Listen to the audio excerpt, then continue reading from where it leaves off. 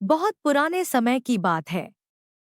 मगध देश में अंधेरा होते ही लोग घरों से बाहर निकलने की हिम्मत नहीं करते थे। कारण था उंगली मार डाकू। उंगली मार एक खूंखार डाकू था जो श्रावस्ती के जंगल में रहता था। जो भी राहगीर उस जंगल से गुजरता था, वह उसे रास्ते में लूट लेता था और उसे मारकर उसकी एक उंगली काटकर माला के रूप में अपने गले में पहन लेता था। इसी कारण लोग उसे डाकू उंगली मार कहते थे।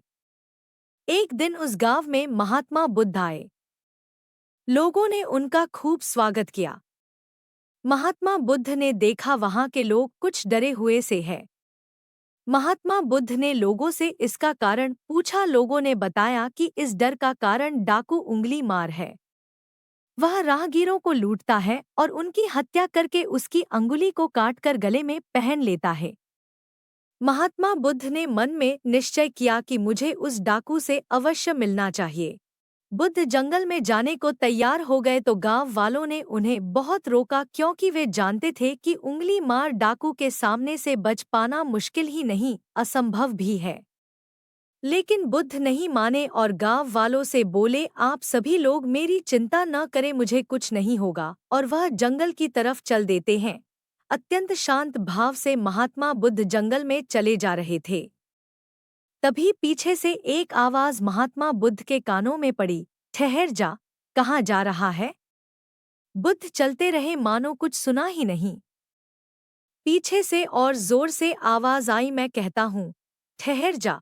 बुद्ध रुक गए और पीछे पलटकर देखा तो सामने एक खूंखार काला व्यक्ति खड़ा था।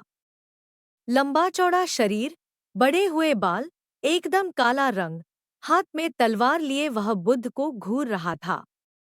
उसके गले में उंगलियों की माला लटक रही थी। वह बहुत ही डरावना लग रहा था। महात्मा बुद्ध समझ गए यही उंगली मार डाकू है।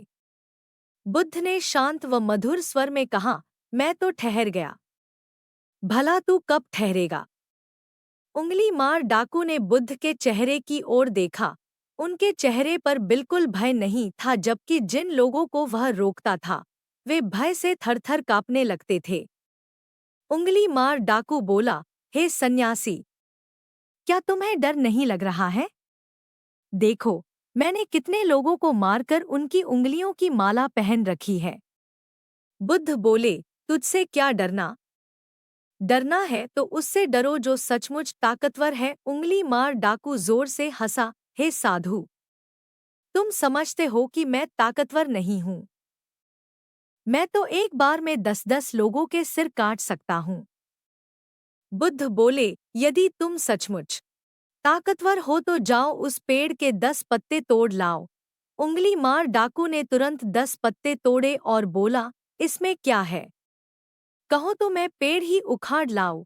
महात्मा बुद्ध ने कहा, नहीं, पेड़ उखाड़ने की जरूरत नहीं है। यदि तुम वास्तव में ताकतवर हो तो जाओ इन पत्तियों को पेड़ में जोड़ दो। उंगली मार क्रोधित हो गया और बोला, भला कहीं टूटे हुए पत्ते भी जुड़ सकते हैं? महात्मा बुद्ध ने कहा, तुम जिस चीज को जोड़ नहीं सकते उसे तोड़ने का अधिकार तुम्हें किसने दिया? एक आदमी का सिर जोड़ नहीं सकते तो काटने में क्या बहादुरी है? उंगली मार डाकू अवाक रह गया। वह महात्मा बुद्ध की बातों को सुनता रहा। एक अनजानी शक्ति ने उसके हृदय को बदल दिया। उसे लगा कि सचमुच उससे भी ताकतवर कोई है। उसे आत्मग्लानि होने लगी। महात्मा बुद्ध बोले, यह सब पाप तुम किसके लिए करते हो? उंगली मार डाकू बोला, अपने परिवार के लिए।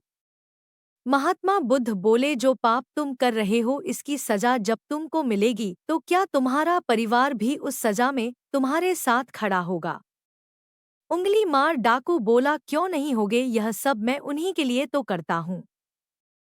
महात्मा बुद्ध बोले, एक बार अपने परिवार से यह बात पूछ कर आओ और जब तक तुम नहीं आते मैं तुम्हें यहीं मिलूंगा। और उंगली मार डाकू यह बात पूछने के लिए अपने घर की तरफ चल देता है।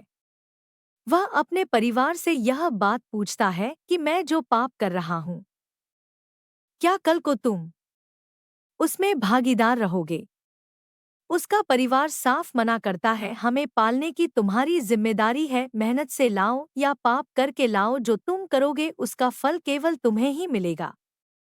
और वह वापस महात्मा बुद्ध के पास आता है। वह महात्मा बुद्ध के चरणों में गिर पड़ा और बोला, हे महात्मा, मुझे क्षमा कर दीजिए, मैं भटक गया था, आप मुझे अपनी शरण में ले लीजिए। भगवान बुद्ध ने उसे अपनी शरण में ले लिया और अपना शिष्य बना लिया।